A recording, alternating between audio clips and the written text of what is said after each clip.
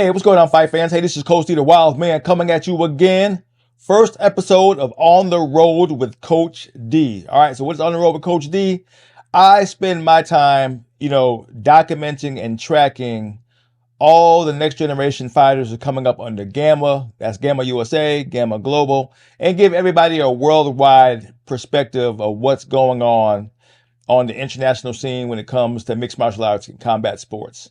Now, I make a point being on the road is to travel to not only different nations and different, continents, but also travel to different states to see different gyms, different coaches, and different fighters who are dedicating themselves to developing the next generation of mixed martial artists. So I'm gonna go ahead and get into it and give you what's going on in 2024 and what we can look forward to and what we can expect. So if you've been following combat sports and you've been following the development of the pros, like you're following, the UFC One Championship, you're following Bellator, PFL, and you're following all your pro, style promotions, you don't know much about where those fighters develop. How did they get to the point to where they're fighting at the highest level, right? And back in the day when UFC was young, you really didn't have any kind of systems that kind of walk you through how fighters came up. Not like how you got with football, how you got with basketball, baseball, hockey. Everybody has all those sports, all those pro sports has a system from the young peewee leagues all the way up to going to high school, then going to college, then going, to the big leagues, going to the pros. We didn't really have that in MMA. You just competed. Then you got picked up, when you get old enough and you started winning some matches, you got picked up by a pro promotion and it was all good to go. But you didn't know where that fighter came from, where they developed, what gym they came from, who their coaches, what's their disciplines. You didn't really know that, growing up. If they were able to post it, you would go, okay. If they were popular enough, you may be able to find some stuff, right? But now, going into 2024, where we are right now, we have developed a lot of systems that are being developed for the pushing and the growing of the next generation of mixed martial artists. That's what we're getting ready to talk about. So, if you don't know too much about Gamma, Gamma is Gamma Worldwide or Gamma Global, how you ever want to say it. They're an umbrella for international competition around the world, which means every nation has a Gamma if they're affiliated with Gamma Global, which is 120 nations, right? So you can have a Gamma India or a Gamma Ukraine or a Gamma USA, which is who we are, right? So every nation has their Gamma if they're under the umbrella of Gamma Global. So with that being said, we're going to talk about Gamma USA and where we are right now. So since Gamma has been going in the United States and what they've been doing, Gamma has been on the push since 2019. We started off in Singapore. That was our first introduction with Gamma, especially with myself, joining Justin Brown and being media for Gamma. We started in 2019 with Singapore. Then we went on to Amsterdam. Then we went on to, Bangkok in 2023, and also in Saudi Arabia with Riyadh, if I'm saying that right. We also had an adult, World Combat Games, right? So we're pushing the pace, to push a lot of, opportunities for athletes to compete from the youth all the way up to the pros, right? So in the United States, we have regional tournaments, all around the United States that's been decided to join Gamma and host local events. So that's our regional events, right? That's where every state who's working with Gamma can host a tournament, right? And that tournament will start to get young athletes, to compete at the regional tournaments to kind of see where they fall, see the progression, see what they're doing, right? Then from there, they can progress to a national tournament that's put on by Gamma USA, and then that national tournament can qualify athletes to compete in the World Games, which is the World Combat Games, which will be international. So they'll be in a country around the world. So in a nutshell, that's what Gamma does and how they progress the next generation of mixed martial artists. So what we're going to do is going to break down what we got going on in 2024 and what we can look forward to. So if you're into MMA and you have athletes that want to grow not as youth And as amateurs, you don't just have to wait for your local promotion to put on an event, right? You can register with Gamma. So you go to the Gamma, the Facebook Gamma USA page, Gamma United States, and register your gym, your coaches, and your athletes to compete at a regional tournament, right? So once they compete at a regional tournament, their accolades as under Gamma is good for a year, which means any Gamma tournament that is inviting, athletes to compete can compete. So depends on who you are and what age you are is how you're going to compete. So in the United States, you can compete as young as 6 all the way up to 17. Then you have to be eligible to go amateur or pro. You know what I'm saying? Once you turn 18, you can go pro, right? So starting in the United States, from 6 on up, you can compete at any regional tournament, right? And then if you're qualified and you're able to compete at a national tournament, which we're going to talk about right now. So with national tournaments, right? That's how you qualify for Gamma Worlds. Like I said before, you have to qualify now to compete at a bigger platform like Gamma Worlds because of expenses and so on and so forth. And we have to make sure we're bringing the best to compete on the world stage because you can compete with up to 120 nations. So on average, anywhere from 40 to 50 nations are competing at any world tournament at any given time. So you see how big it can get. We want the best to be represented at all times. So we're going to talk about what's coming up next. So June 15th, we're going to have our U18th Youth MMA Nationals. It's going to be at, Combat Corner in Wisconsin, right? So we picked Combat Corner because it's a neutral gym to where it's not, it's not a coach's gym that we may be affiliated with. It's a gym that is neutral to where every other gym compete with and not feel like, one gym or another has the advantage because it's all neutral territory. Sometimes when you're doing a regional tournament and it's at a coach's gym, maybe some other gyms don't want to go to that gym for whatever reason. But having a neutral territory takes care of all that, right? Our registration for June 20th has been off the chain. Like it's going to be one of our biggest national tournaments to date. So something we're very excited for. So, and since it's a qualifier, everybody who wins first or second, if I'm not mistaken, can qualify for international competition, right? So with that being said, the good thing about Gamma is that we're focusing on development, which is what we have to have, right? Where when you look at, football, you can track a young and up and coming athlete from youth Pee Wee leagues, right? Then he goes into middle school, still competing, still playing. Then he goes into high school, still competing, still playing. And then he can go to college. From college, he can go pro, right? MMA didn't have that. So we had no way of developing, not only developing, but tracking an athlete when they're young. We have to wait till they go amateur, right? And then from amateur, they go pro, and that's when the tracking starts. But now, since we have a youth program and we have ongoing tournaments, we can now track the development of athletes. So when they get up to older ages, we're seeing what they've done, how many youth tournaments they have and competed, and what's their record. Then when they go amateur, how many amateur fights they've had. Then when they go pro, they're more seasoned, more well-rounded, more prepared for the pro stage, which is what we're trying to do, is develop athletes long-term, right? So with that being said, we've now developed our first generation of athletes that are starting to separate themselves from the pack, and looks like they're going to be some of our breakout stars going into amateurs and then going into pro. So we got fighters like Max Sterry. He has an extraordinary records. He has wins in the 50s. You know what I'm saying? Maybe 1 or 2 losses. So he has an extreme record. He wins just about, every tournament he enters. He's always bringing home gold or bringing home a belt. He's down with Gamma, but he also competes, at other tournaments as well. Now he's heavily into striking. So he's proving that he's one of the elites to watch, and he one's the ones you need to pay attention to. So I'm pretty sure he'll be at this coming up Youth Nationals, see if he qualifies for Gamma Worlds. So that's one fighter. Dalton Riggs is another fighter. He has a wrestling background.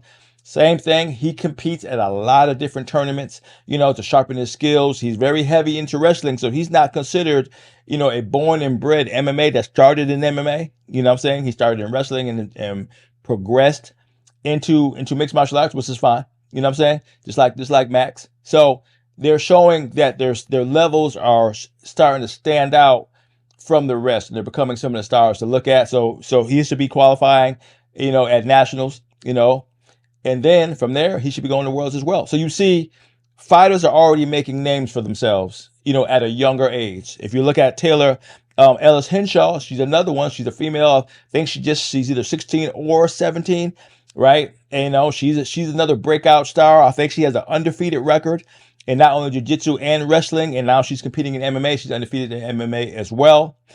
All three athletes that I just named, they won gold at our first youth world tournament that we had in Greece this past year, right? All three of them won gold, right? So they're already going into nationals as a world champion, gold medal winning world champion. So now they're pretty much defending their title at this coming up nationals. So, they should win, but this may be our biggest tournament. They may not qualify at all. Who knows? That's the beauty of how we're growing. Now we have more competitors, more looks at different fighters and who's coming up and who's doing what, right?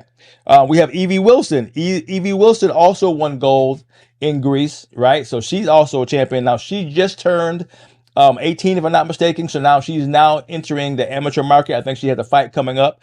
So she has graduated, more or less from the Gamma program, which she still can compete in if she so chooses. But now she's competing more amateur level. So she may be, matter of fact, she will be in Indonesia, that we're going to talk about soon, as an amateur, not as a youth. Okay. So you see, as you advance and as you progress under the system, we can track you further and further. All right. That's the beauty of it. So who else we got? Talon Warden. Now he's interesting, right? First of all, he won gold at Greece, right? So he is a world champion. But to my knowledge, like, I don't know everybody around the world, but he's one of the first that I has brought to my attention.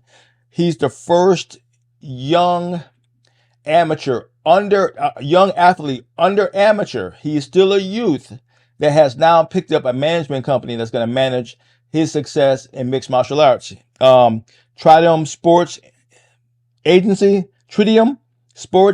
if I'm saying that right, has now picked him up. He's one of the first that I've seen that now has a manager under being an amateur or pro. So he's youth. So now,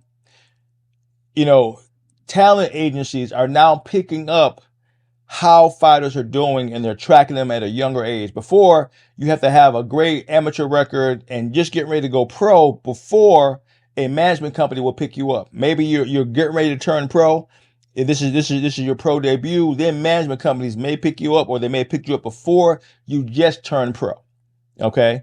So now you see they're starting younger, which is the system that's been around forever for basketball, football, every other sport has we're going to follow you as peewee, follow you at, in middle school, follow you in high school. And then we start looking at taking you serious. Then once you go to college, we start picking you up.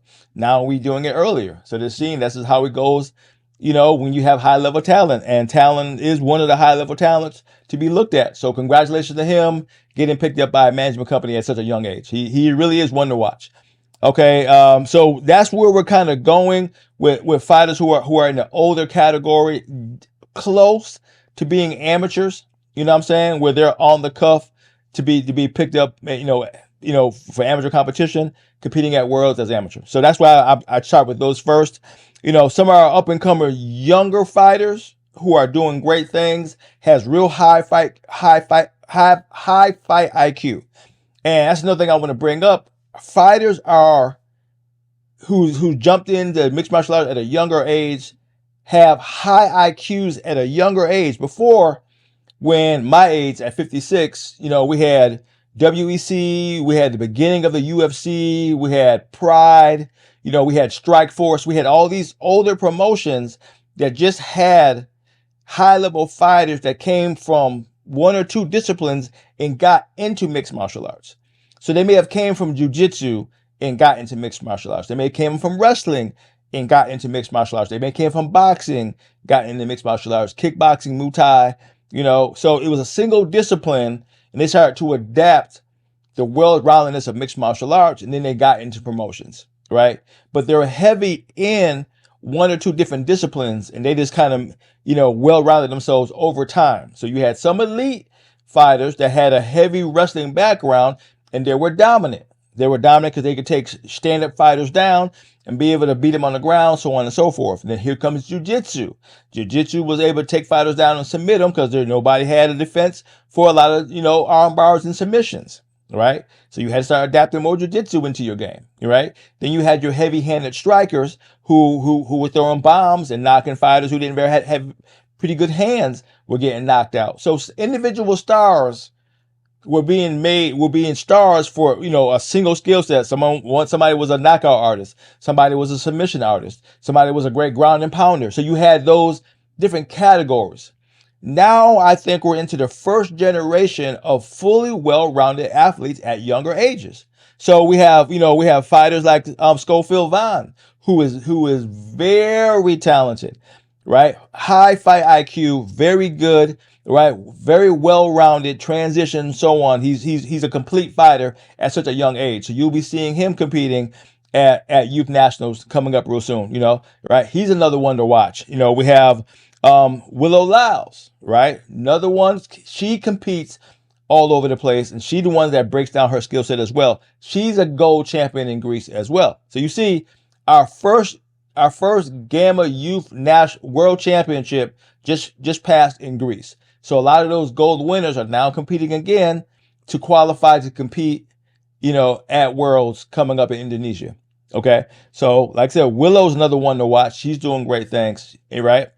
Now we have a competitor rival coming up for Willow, which is Elena Stout, right? Very good.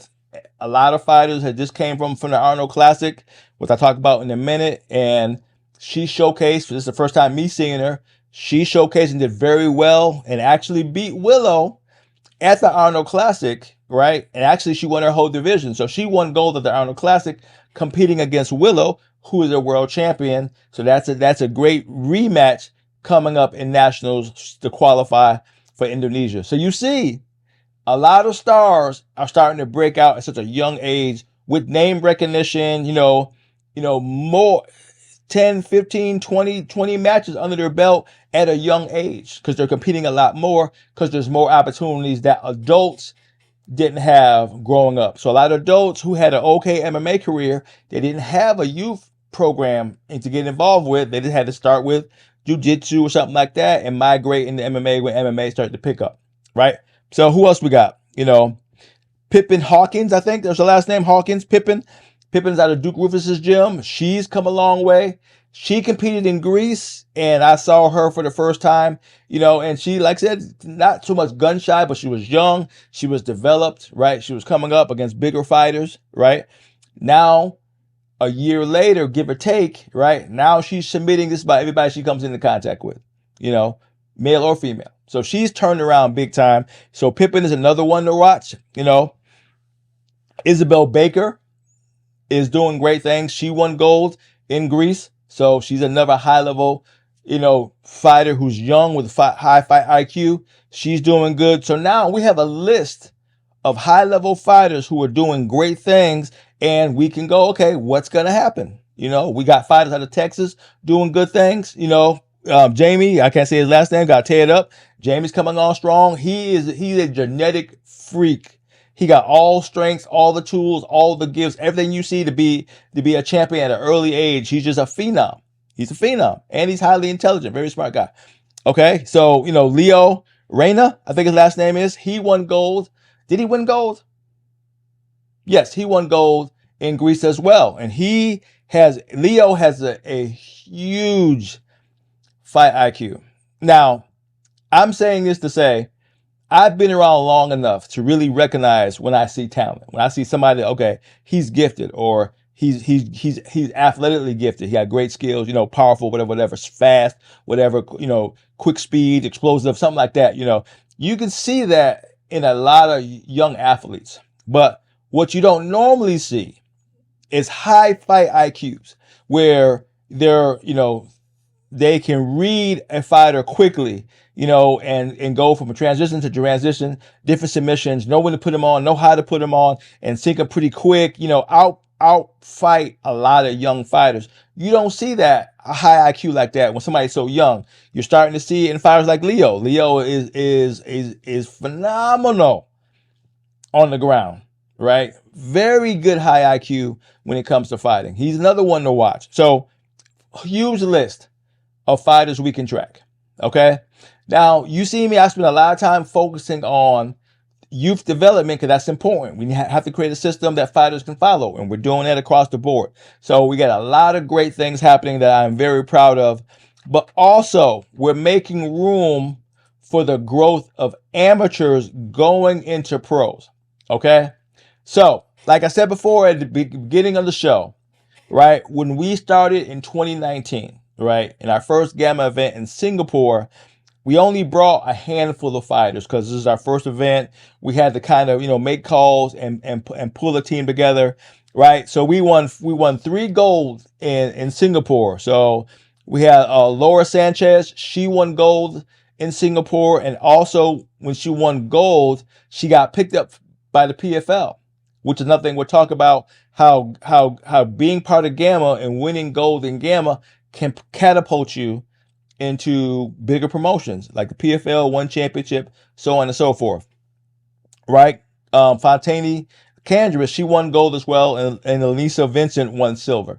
All right, so that was our first event. Before we knew what was going on, before we knew all the rules, before we knew how everything was going to unfold, right? We went from a cage into a ring, right? And the ring had a net at the lower portion of the ring, because we weren't eligible to have cages, so everybody had to fight in the ring. So we had to get used to that. So that was our first experience, right? Then we went on to Amsterdam, and that's when we really started getting things under wrap. Now we brought a bigger team. We had more coaches. We kind of had an idea of what was going on. We was able to put out more content. We was able to explain how things were. We still were ironing out all the rules, right? And we still were raising money for athletes to be able to travel, something we'll talk about in a minute when I start wrapping stuff up.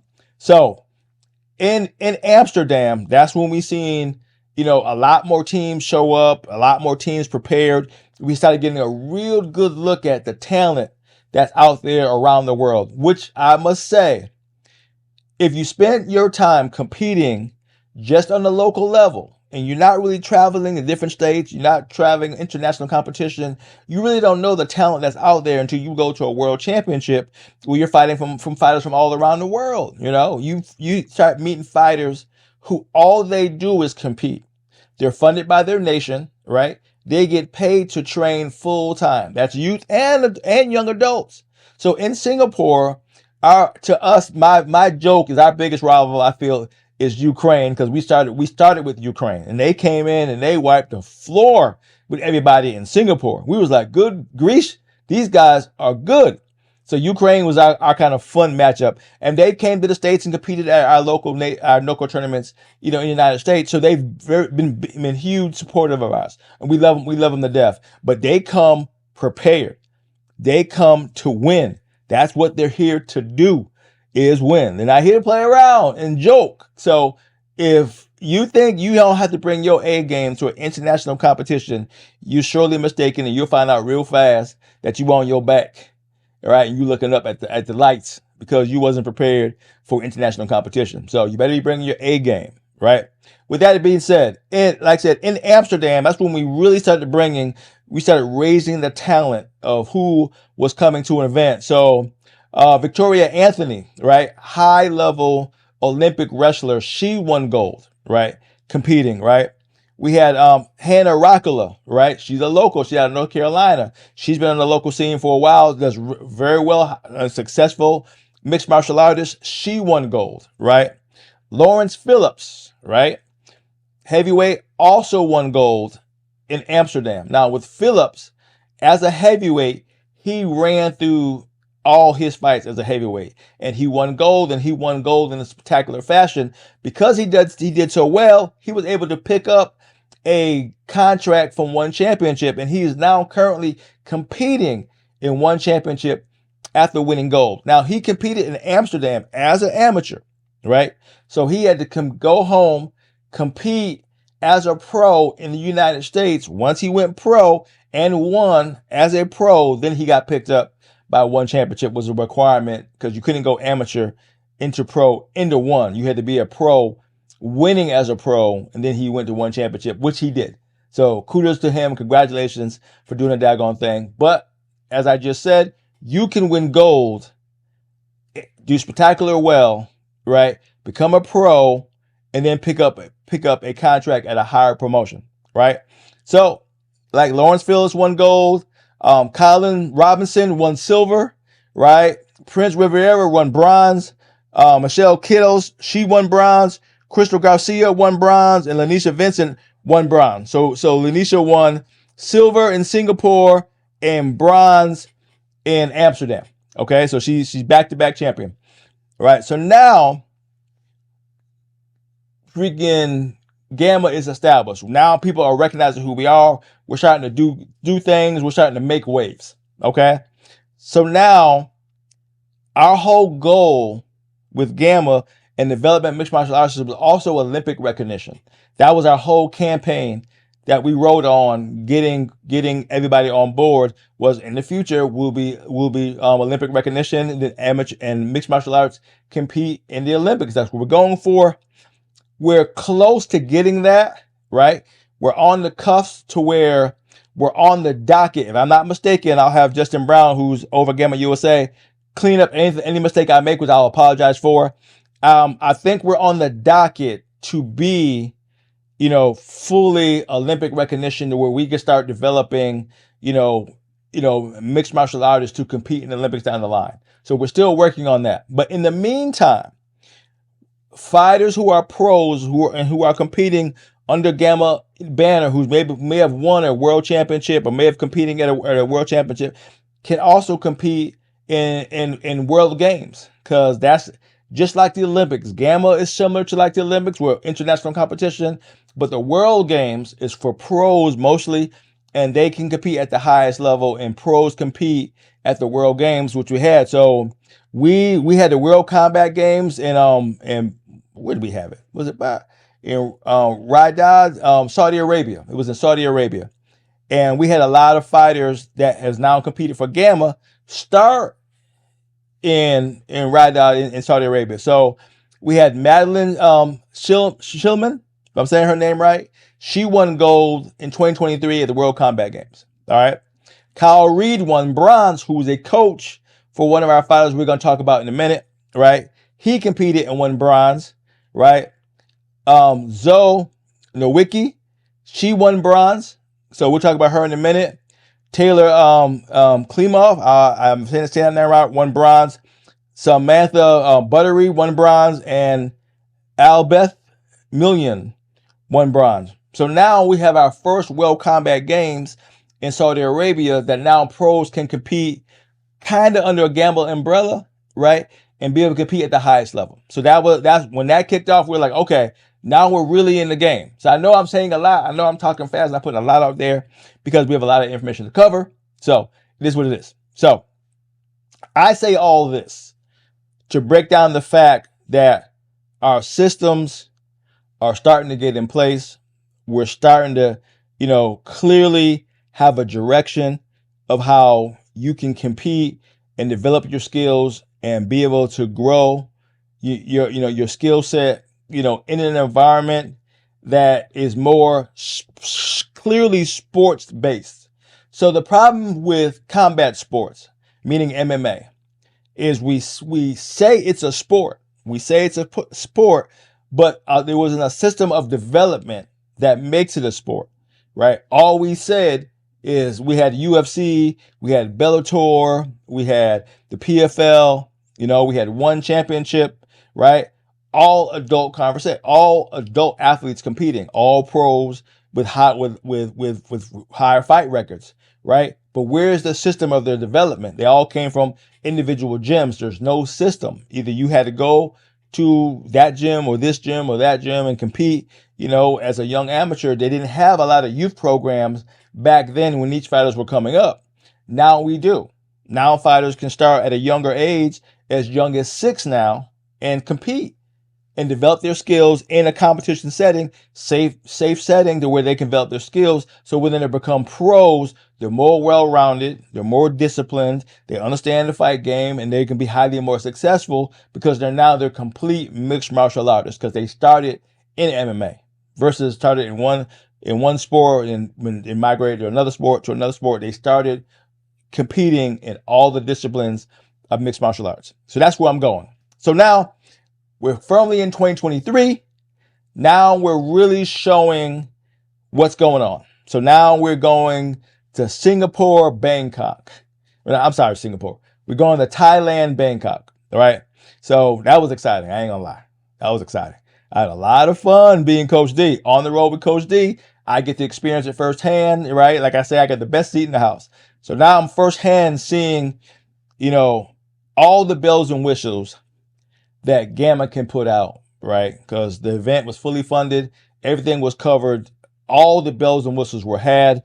It was an extraordinary event, right? It was one to watch. If you didn't experience it, to me, you missed out. But that's fine. That's what growing the sport is all about. It takes time to get to the next level. Okay. But we're getting there. I will tell you that we're getting there. So with that being said, our last event we had worldwide competition, like I said, was Bangkok. Now, we weren't able to bring a full team like we had planned because a lot of things were last minute that we had to deal with, and that's just the nature of the beast. So we had we had 5 fighters that were able to win a medal, right?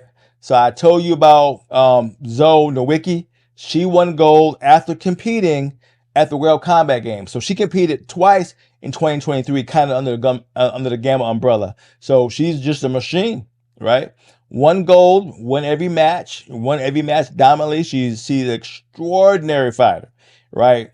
Great fight IQ, doing great things. So she's definitely one to watch. So now you can pick and start following athletes, from the Gamma system and go, hey, I'm watching how she's going.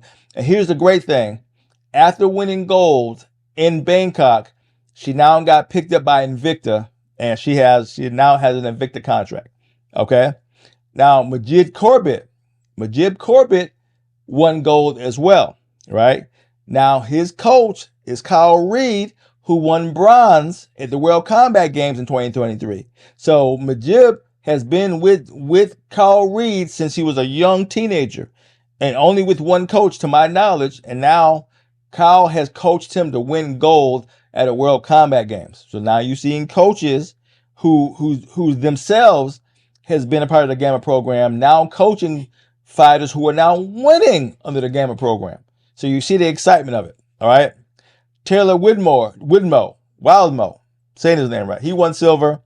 Beverly Prada, she won bronze, and Samantha Buttery won bronze. So Samantha has won bronze now in the World Combat Games and in the Gamma Worlds in Bangkok, right? So you see, fighters are now can compete multiple times in a year under the Gamma umbrella. So we're doing what we need to be doing, right? But I say all that also to go, okay, we still have to grow, develop, and raise funds to take care of athletes, all that kind of good stuff. So we still have a lot more work to do because in the United States, we're not funded by the government like other nations are. Like China brought like 20, 30 fighters to Bangkok because they're fully funded, right? A lot of those nations that we compete against are fully funded, so they compete full time and they're competing at a high level, right? We can compete or not compete. We can train or not train. We have that option. A lot of nations don't. That's all they do is train, right? So bringing your A game and preparing to compete at a high level is not as easy as you think, because we're basing everything off a United States format. Like, hey, I can compete or not compete. I can handpick who I want to compete. I can turn down this fighter. I don't have to fight that fighter. That's not how it goes international competition, you compete with who's in your bracket, right? It's a competition. It's a tournament style competition. You win, you go up to the next bracket. So you don't know who you're going to compete. And it's a 2 or 3 day event, depending on how big it is. So you may compete 2 or 3 times. Some fighters compete only once, win gold. Great for them. Lucky. Some fighters have to fight 2 and 3 times to win gold. To me, that's how it should be. Now, with these tournaments getting bigger and bigger, now you're going to have to fight multiple times depending on the weight class you're in. Some weight classes are highly sought after and highly dominated because they got, you got 20, 30 competitors in that weight class. So it depends on what weight class you're in. So you got that. So Bangkok is doing great. That was a great experience. Now we're getting ready for nationals, right? We're getting ready for another Pan Am Games, just like the World Combat Games. We're now doing the Pan Am Games, which is going to be July 5th through the 7th, and it's going to be in Argentina. And I think we're getting ready for that roster now. So we're now working on filling that roster. So if you're interested in competing in Argentina, I recommend you give Justin Brown a shot, or also call James Gray, Scoring Fighting Systems. He's our head coach for the adult athletes who are amateurs and up, right? So he's over that. And Chase, my mind went blank. Chase is our youth coach. Chase Gamble. I'm sorry, my mind went blank. So Chase is our youth coach, right? Chase Gamble, and he'll be over everybody from 6 and up. So if you're looking for the youth coach, Chase Gamble will be the one you contact. So we're doing what we need to do, fight fans. All you got to do is get on board, support, and be a part of what happens next. Because it's going to be fun. It's going to be excited. I'm going to put all links and who to contact down below when I get done with this podcast. But once again, let's get down with Gamma if that's what you're going to do. Let's prepare to compete at the highest level because we're heading into Olympic recognition. We're getting there. And now from as young as 6 all the way up to a pro now, you can fight under Gamma, which is a great thing.